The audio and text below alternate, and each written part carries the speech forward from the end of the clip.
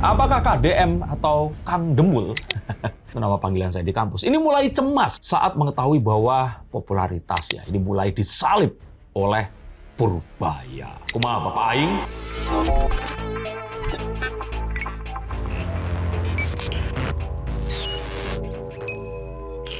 Halo Sainsikers, kembali berjumpa bersama saya, Denny Darko. Tidak ada yang namanya misteri, adalah tanda-tanda yang kita semua coba untuk mengerti. Dahulu kala, di zaman prasejarah, hiduplah seorang Ridwan Kamil yang sangat terkenal di sosial media. Dengan semua celetukannya, dicintai oleh masyarakat. Lalu, kemudian muncullah Ganjar Pranowo yang cepat sekali memperoleh popularitasnya pula. Lalu nggak lama, muncullah kemudian era Deddy Mulyadi yang menggait perasaan dan juga kecintaan masyarakat dengan tingkah polanya. Kali ini Purbaya datang, membuat semuanya ini tiarap. Dan saat ini Purbaya efek terasa di mana-mana. Apakah ada kecemasan dalam hati Kang Deddy saat popularitasnya mulai disalib? Gimana nih mungkin melihat gaya KDM sebagai gubernur yang mungkin bisa dikatakan sekarang sudah menjadi seleb juga ya, dan juga dicintai oleh masyarakat dengan konten-konten dan juga kebijakannya.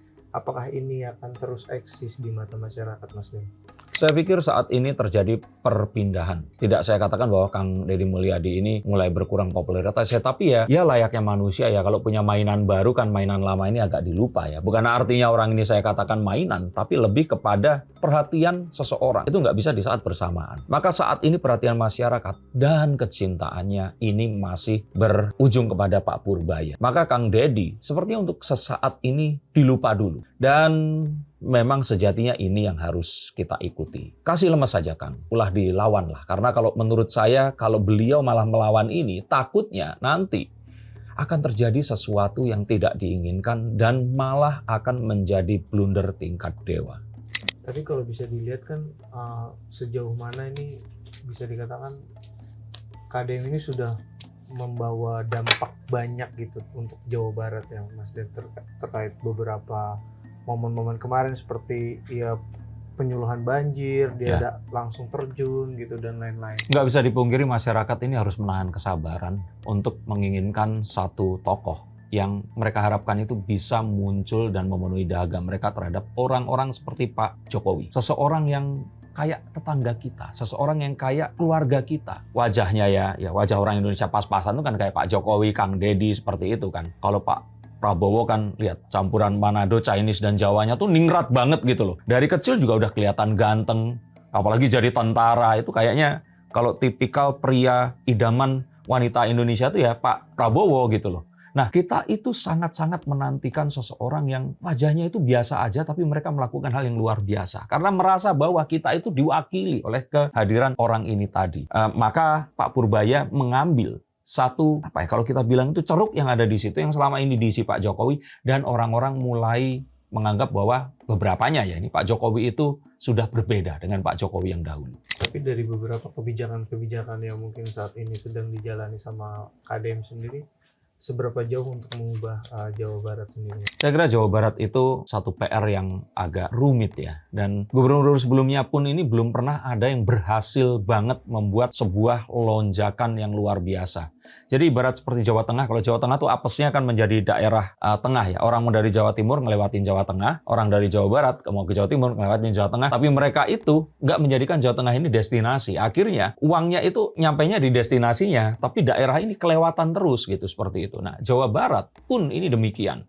Banyak daerah seperti Tangsel dan Jakarta. Ini merupakan daerah di mana uang sesungguhnya itu berputar di situ. Tapi Jawa Barat ini cukup luas dengan daerah yang juga banyak daerah-daerah yang susah untuk dijangkau dan ini menjadi pembangunannya juga kurang bisa adil dan merata. Kang Deddy menghadapi PR yang sangat sulit. Tapi saya salut dengan upayanya dan juga kita belum pernah melihat gubernur Jawa Barat yang akhirnya bisa Kang Emil dulu satu hal ya, tapi Kang Emil suksesnya menjadi wali kota. Saat gubernur dia ini kayak diserang seperti itu. Nah, kalau Kang Deddy ini mendapat kecintaan yang luar biasa, bahkan sebelum Pak Purbaya muncul itu banyak daerah-daerah lain berharap Kang Deddy diimpor saja ke daerah mereka. Sebegitu mungkin bisa dikatakan sebegitu rasa tanggung jawabnya beliau terhadap Jawa Barat sehingga beliau juga sampai mengatensi kayak beberapa kejadian-kejadian bencana seperti banjir di Sukabumi itu kan beliau juga sempat Ya, mendoakan gitu. Kang Deddy ini kan satu breeding yang berbeda. Kalau Kang Emil ini kan seorang teknokrat, seorang profesional yang menjadi seorang birokrat. Nah, tapi kalau Kang Deddy ini memang lahir procot itu udah jadi birokrat. Dia menjadi anggota DPR yang cukup juga nggak sebentar, dan terus kemudian sekarang menjadi gubernur. Jadi saya kira beliau memang sudah mengetahui bahwa perjalanan hidupnya untuk mengabdi. Bahkan mohon maaf, saya bukan berarti ikut mencampuri urusan rumah tangga, tapi saya kira saking beliau itu intunya, mungkin ya akhirnya rumah tangganya ini jadi terkorbankan gitu loh. Jadi kalau menurut saya Kang Deddy Mulyadi untuk dedikasinya ini, kalau ya saya punya 5 jempol, saya angkat jempol semuanya. Tapi sayangnya itu tadi, memang saat ini beliau sudah terperangkap dengan pencitraan sebagai seorang gubernur konten, sehingga apapun itu harus dilaporkan. Dan jika dia berhenti melakukan itu, maka masyarakat akan demanding more, meminta lebih lagi. Nah, dengan sekarang kondisi Pak Purbaya itu muncul, tidak bisa dipungkiri, orang pasti akan memperbandingkan. Dan masyarakat, kita cukup tahu, jika diperbandingkan, maka harus muncul mana yang menang, mana yang kalah. Jangan sampai beliau akan mengikuti siklus seperti itu tadi. Untuk kedepannya kira-kira apakah KDM ini akan terpilih menjadi gubernur lagi atau mungkin Saya kira iya. Dan sejatinya harusnya dia jangan jadi gubernur, jadi menteri. Mungkin menteri dalam negeri atau menteri yang berkutat dengan kebijakan daerah yang akan bisa lebih memeratakan atau memastikan bahwa gubernur-gubernur seluruh Indonesia ini akan memiliki standar tertentu.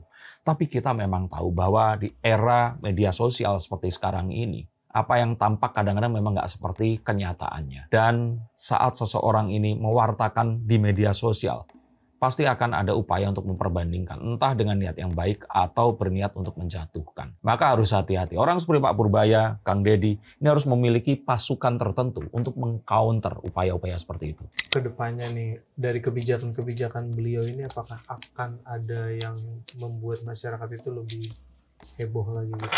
Saya pikir akan ada, dan ini memang akan dipersenjatai oleh Pak Prabowo. Karena kita tahu Pak Purbaya pun akhirnya bisa melakukan akrobat-akrobat koboynya. Ini karena restu dari Presiden Prabowo Subianto. Nah, harusnya Pak Prabowo melihat seperti ini.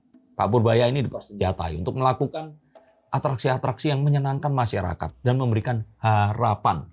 Dan kalau bisa, banyak gubernur-gubernur yang akan dicetak atau disuruh belajar agar bisa menjadi Deddy Mulyadi yang berikutnya, untuk masyarakat di daerahnya ini dapat merasa terwakilkan. Dan mereka ini merasa lebih nyaman, dan juga akhirnya ya mereka tahu bahwa apapun yang saat ini ada di sekitar mereka, itu diperjuangkan oleh pemimpinnya. Sebagai pejabat publik, mungkin bisa dikatakan saat ini kan ada beberapa pejabat publik yang mungkin mengkontenkan pekerjaannya ya, seperti KDM, Pak Purbaya dan lainnya.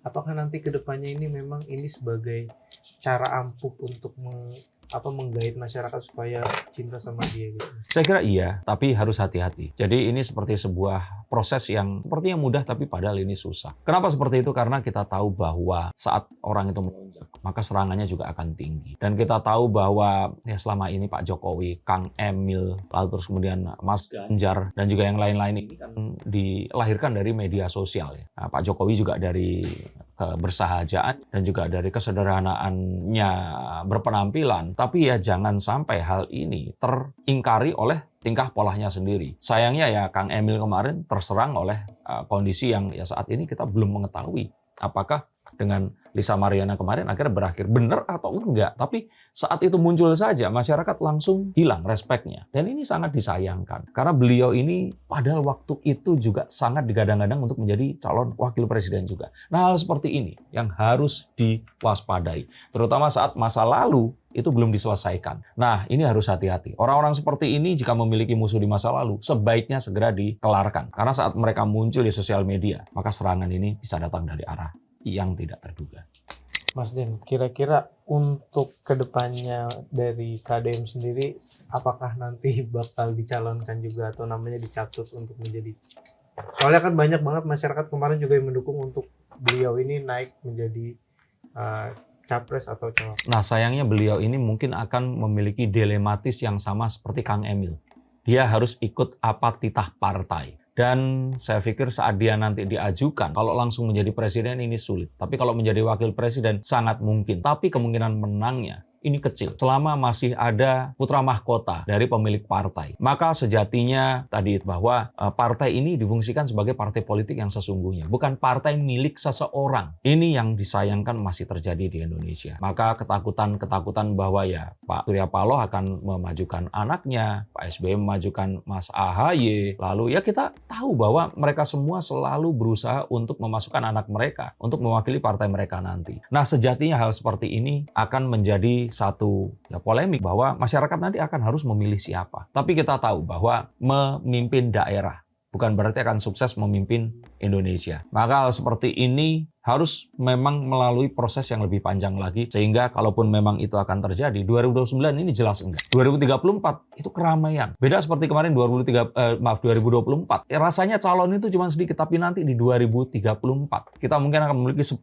calon yang mungkin ini akan hampir sama-sama kuat. Dan siapa yang akan jadi pemenang adalah siapapun yang mendapat restu Pak Prabowo. Kalau bicara soal beberapa statement Pak Prabowo ini kan akan menghapus bisa dikatakan kayak untuk para pelaku koruptor dan sebagainya, itu kan beliau ini tidak akan lelah untuk membasmi itu. Apakah nanti kedepannya itu akan terjadi, Mas Lim? Ini bahkan sekarang ini terjadi. Tapi kalau kita bilang bersih sama sekali akan sulit ya. Tapi dengan ini aja saya pikir kita sudah punya harapan bahwa segala sesuatu ini coba untuk dibersihkan dan diselesaikan. Mengapa Pak Prabowo bisa? Karena Pak Prabowo adalah presiden yang juga seorang ketua partai dan dia memiliki dukungan dari presiden yang sebelumnya. Nah, yang harus ditertibkan ini adalah orang-orang yang naif, orang-orang yang selalu merasa berpikir bahwa demokrasi ini harus berjalan seperti halnya di luar negeri. Demokrasi ini harus benar-benar terjadi, benar-benar yaitu tadi. Kalau udah merintah nanti gantian ya, suara harus didengarkan. Padahal mungkin mereka lupa. Indonesia ini dibangun dari perbedaan. Masyarakat di Indonesia ini wajahnya aja berbeda-beda. Indonesia Barat, Tengah, sama Timur wajahnya beda. Adatnya berbeda. Maka jika perbedaan ini harus diwarnai dengan perbedaan demokrasi juga, maka saya nggak mengira kita akan bisa melewati 100 tahun Indonesia ini berdiri. Yang ada hanya pertentangan. Maka upaya untuk mempersatukan, mempersamakan harus selalu kita dukung. Saya tidak menentang demokrasi, asalkan demokrasinya demokrasi Pancasila. Apakah kalian termasuk orang seperti saya yang sebenarnya anti dengan politik dinasti? Saat seseorang memimpin terus kemudian anaknya harus meneruskan. Tapi ini berbeda dengan Gibran ya, karena saya pikir Gibran ini adalah kunci agar Pak Prabowo memenangi pemilihan kemarin. Menurut kalian siapa yang akan pantas dan apakah Kang Deddy memang harus seperti ini atau lebih ngonten lagi? Kumaha, Bapak Aing?